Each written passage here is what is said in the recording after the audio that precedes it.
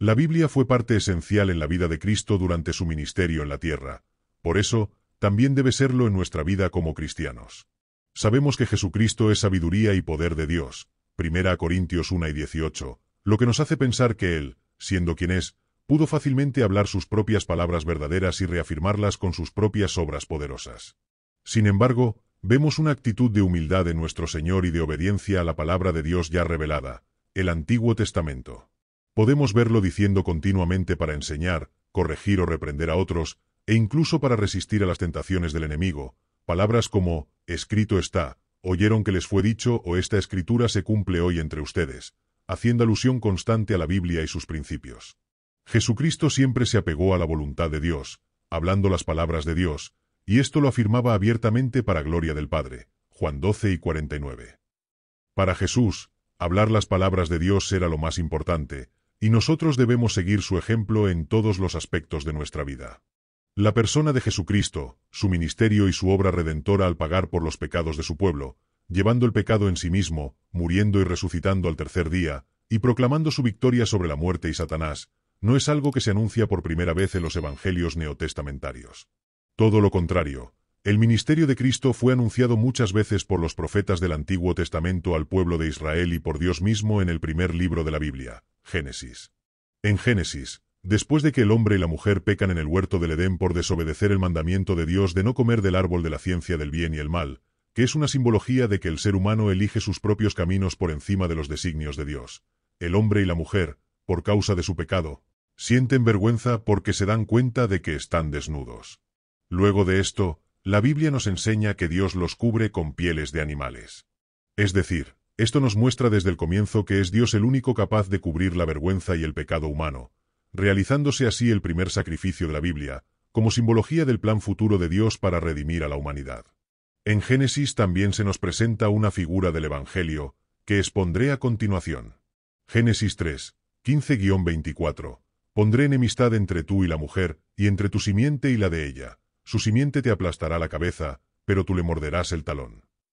Donde se nos enseña que habrá un descendiente de la mujer, que es Cristo, y que será herido por la serpiente, pero que este descendiente le pisará la cabeza, acabando con ella. Esto simboliza la victoria de Cristo sobre el mundo, Satanás y la muerte. La Escritura misma declara que el testimonio de Cristo es el espíritu de la profecía, palabras que fueron dichas por un ángel al apóstol Juan, que relata su visión en el libro de Apocalipsis, Apocalipsis 7 y 10. Cuando la Escritura nos habla del testimonio de Cristo, está haciendo referencia a su ministerio como el Mesías de Dios para el mundo, primero en su faceta de Mesías sufriente, Génesis 49, 10-12, Salmo 2, 6-7, Salmo 10 y 18, Isaías 53, Zacarías 13, 6-8, Miqueas 5, 2, que se cumple durante su estadía en el mundo, es decir, su ministerio terrestre, para luego gobernar como rey sobre toda la tierra como el Mesías reinante, Isaías 11, Jeremías 23, 5. Cristo mismo, sabiendo cuál era su misión, aun estando frente a Pilato y sabiendo que sería azotado y próximamente crucificado, donde solo se podía observar humanamente a un hombre sin poder y sometido a la merced y los caprichos de los hombres malvados y los poderosos, respondió a Pilato cuando éste le preguntó si era rey. Jesús respondió que sí, pero que su reino no era de este mundo, ya que había nacido para dar testimonio de la verdad, y que todos los que aman la verdad sabrían que su testimonio era verdadero. Juan 18, 33-38. Cuando se dice que ese testimonio es el espíritu de la profecía, lo que quiere decirnos es que es el corazón de la Biblia. Es lo que la impulsa a ser escrita, preservada, proclamada y creída para la gloria de Dios y del Cordero.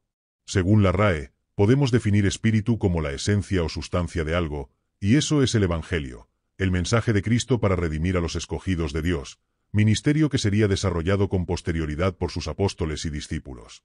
La voluntad de Dios durante toda la Biblia es que conozcan a Jesucristo, porque no hay otro camino para conocer a Dios ni para ser salvos de la ira de Dios contra la humanidad por el pecado y la maldad de los hombres. Hechos 4 y 12.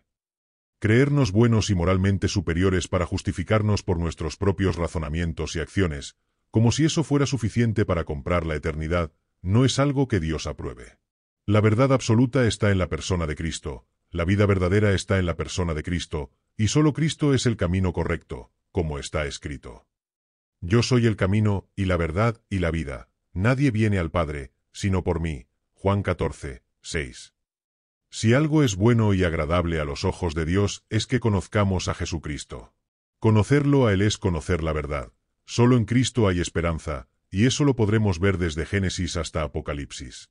La voluntad misma de Dios se encuentra en la persona de Jesús, como dice la Escritura. Porque esto es bueno y agradable delante de Dios nuestro Salvador, el cual quiere que todos los hombres sean salvos y vengan al conocimiento de la verdad. Porque hay un solo Dios, y un solo mediador entre Dios y los hombres, Jesucristo hombre. 1 Timoteo 2, 3-5. Nuestro Señor Jesucristo tampoco se esconde. Por el contrario, se expone a ser visto y reconocido como el espíritu de la profecía. Él es el centro de todo el consejo de Dios revelado en las Escrituras. El centro de las Escrituras no es Moisés y la ley, ni Elías y los profetas, ni ningún otro rey humano, por más sabio o santo que haya sido. Jesucristo está ligado a la Biblia, sí, como se expuso en el punto anterior, pero más allá de eso, el centro de la Biblia misma es Él, nuestro Señor y Salvador, y este pasaje lo expone muy bien. Juan 5, 39-47, RVC. Ustedes escudriñan las Escrituras, porque les parece que en ellas tienen la vida eterna, y son ellas las que dan testimonio de mí. Pero ustedes no quieren venir a mí para que tengan vida.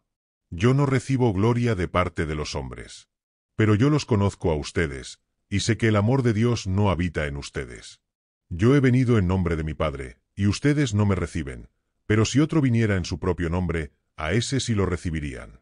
¿Y cómo pueden ustedes creer, si se honran los unos a los otros, pero no buscan la honra que viene del Dios único? No piensen que yo voy a acusarlos delante del Padre. Hay alguien que sí los acusa, y es Moisés, en quien ustedes tienen puesta su esperanza. Si ustedes le creyeran a Moisés, me creerían a mí, porque él escribió acerca de mí. Pero si no creen a sus escritos, ¿cómo van a creer a mis palabras? En el pasaje leído anteriormente, podemos ver que Jesucristo afirma que los religiosos de su época sí leían la Biblia, porque sabían que en ellas había vida eterna, la vida de Dios. Lo que no sabían es que esa vida eterna era Cristo mismo, y aunque ellas apuntaran a nuestro Señor, y ellos lo tuvieran enfrente, no lo podían identificar como tal ni tener esa vida eterna para ellos por su miopía espiritual. Las Escrituras siempre dieron testimonio de Cristo, incluso antes de nacer en cuerpo humano.